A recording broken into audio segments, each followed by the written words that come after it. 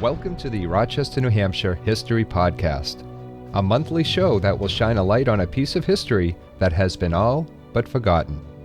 When the Soviet Union successfully tested an atomic bomb in 1949, it put all of America on alert. The United States had an enemy that could launch a nuclear attack on any part of the country at any time.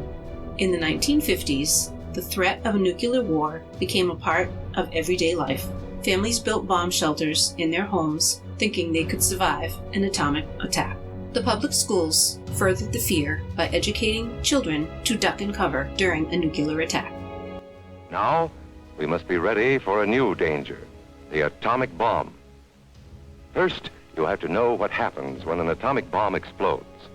You will know when it comes. We hope it never comes, but we must get ready. It looks something like this. There is a bright flash, brighter than the sun, brighter than anything you've ever seen. If you were not ready and did not know what to do, it could hurt you in different ways. It could knock you down hard or throw you against a tree or a wall. It is such a big explosion, it can smash in buildings and knock signboards over and break windows all over town. But if you duck and cover like Bert, you will be much safer. You know how bad sunburn can feel. The atomic bomb flash could burn you worse than a terrible sunburn, especially where you're not covered. Now, you and I don't have shells to crawl into like Bert the Turtle, so we have to cover up in our own way. First, you duck, and then you cover. And very tightly, you cover the back of your neck and your face.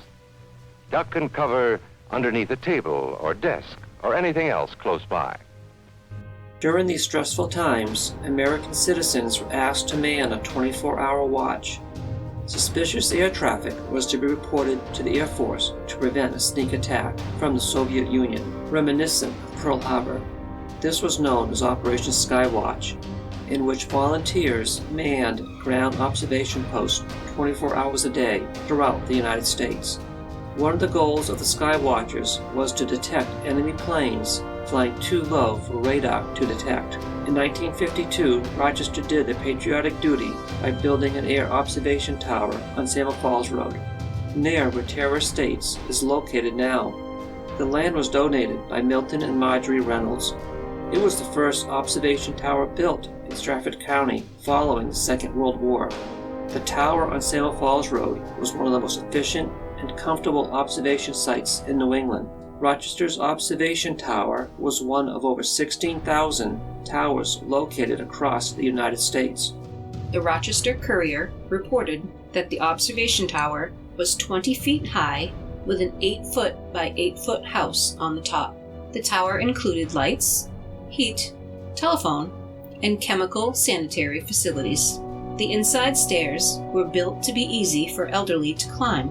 The volunteers were provided with binoculars, pictures of American aircraft, as well as pictures of Soviet aircraft, pencils, and a notebook to record their sightings.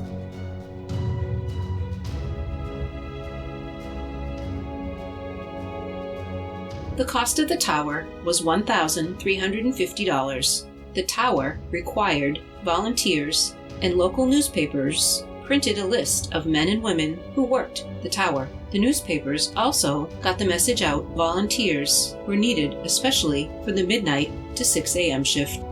From 1952 to 1958, the tower on Salmon Falls Road was manned by Rochester volunteers looking for suspicious planes and logging any aircraft they observed. If a suspicious plane was sighted, the following information was called in to the Air Force: the altitude, direction, type of plane, and number of aircraft. The information was studied, and possibly a jet was scrambled to check it out.